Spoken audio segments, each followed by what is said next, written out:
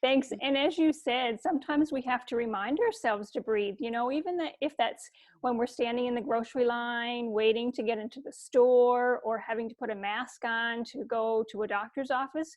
Those are all great examples of taking time to be mindful of what's happening in our body. How about you, Kierra? I usually go for a walk every day. So we tend to do that. Like my husband and I, we go after having breakfast. So that's kind of our usual routine is have breakfast, like just let our stomachs digest and then go on a walk. So yeah, we just take a nice like 3-4 kilometer walk around our neighborhood. And I've taken to noticing this one particular cat at this house. So we've given him a name and see if he's like on duty, looking out the window and monitoring the neighborhood, or, like if it's around lunchtime, I'm like, oh, he's off on his lunch break. So that's kind of our usual thing. So yeah, I just kind of look for the cats in the windows because I love cats. And yeah, just taken, even if it's cold outside, we still try to go just to get out of the house and get some fresh air and just a change of scenery, which is nice. And we practice moving around for other people, but it's nice because there's a lot of kids in our neighborhood. So they're usually desperate to say hi to people. So they're like, hi. And it's fun. We had a kid yell from his window. We didn't know where it was coming from. So he looked around and he's like in his window, like, hi. And so it's just nice to like see other people and just say hello and get that in out in the universe. Yeah. Nice, good. And even though this pandemic has stopped us from doing a lot of things, one of the things that I've noticed is that it's kind of made me start looking a little differently at the things that I see when I'm on my walks and when I'm taking some time to go out and enjoy the fresh air. The leaves are blooming, the flowers are starting to come up. And all of that's still happening, even though the world has kind of put itself on hold for a little bit. So again, those pieces and thinking about that is also another good mindful activity, I'm thinking. Yeah, and I feel like before, like when I was in the office, because I'd been out of the house all day, sometimes I'd come home and I was exhausted, so I wouldn't have necessarily taken the time to go for a walk. Whereas now, I don't find I'm as exhausted and I want to get out of the house because I've been here all day. So I'm actually being more mindful now and taking that time for myself when I probably wouldn't have before. Mm-hmm. Yeah. And these are all great things. And we find a way to get through it. I remember back on March 17th when we were asked to work from home, we were given a timeline of maybe, oh, this will be for a couple of weeks, or maybe it'll be for 3 weeks. And now here we are probably going into our 8th or 9th week. And we are hearing on the radio that they're extending the emergency state until the end of May and all of those things. So Rhonda, with that in mind, can you kind of share for me how people can kind of look at staying positive and kind of being a little more mindful with all of the pieces that you've shared, even though there's no date in sight for when the pandemic is going to end? Yeah, because that's a really tough thing to cope with, just the uncertainty of everything.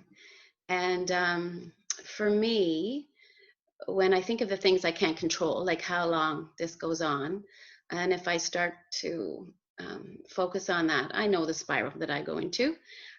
So for me, it's really important to focus on what I can control and to take really good care of myself because I can control that. And one of the acronyms I like to use is take great care of myself.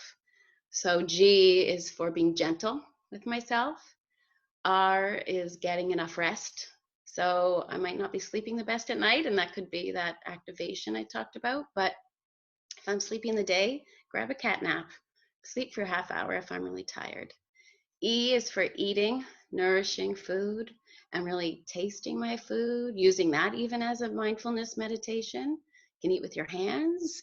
It really connects you with your food and it tastes better. But Mm-hmm. slowing down and making sure I'm nourishing my body because it does affect my mood. A, acknowledging, like Kierra shared, our feelings. How am I feeling? Let myself feel it. It'll change into something different if I feel it. And T, take all the time I need to do those things. Yeah.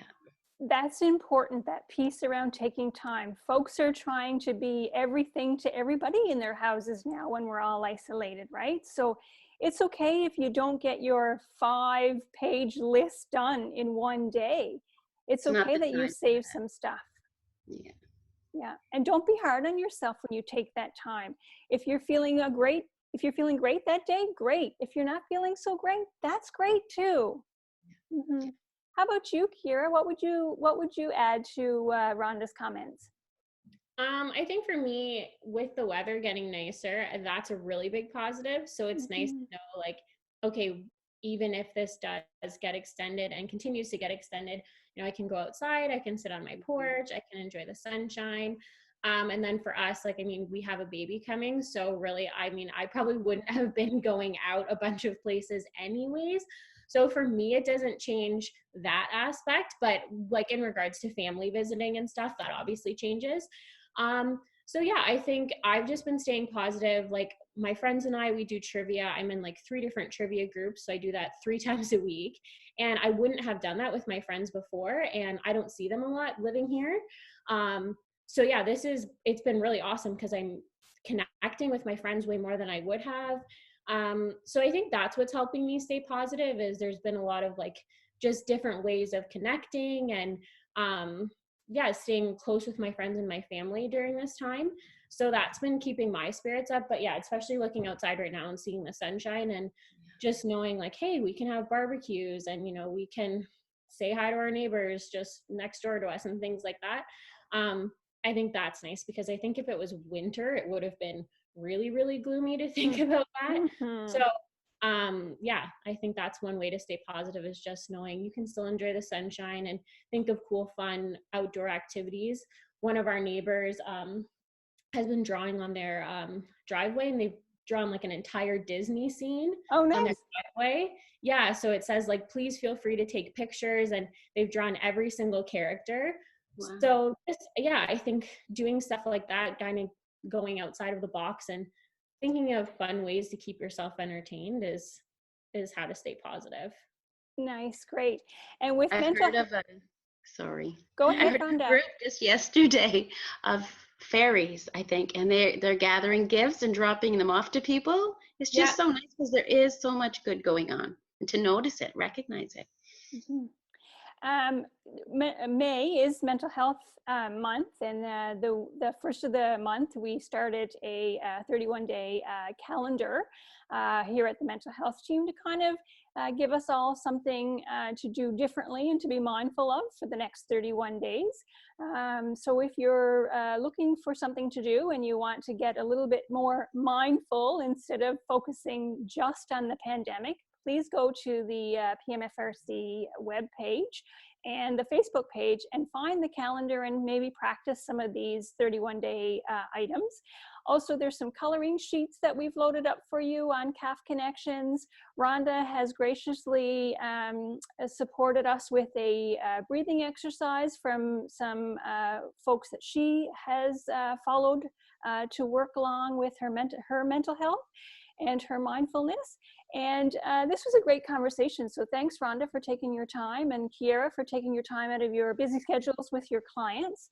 So folks, if you're needing to have additional support with your own mental well-being, by all means, give us a call. We are still operating our mental health services as per normal. We still do have single sessions and walk-in available.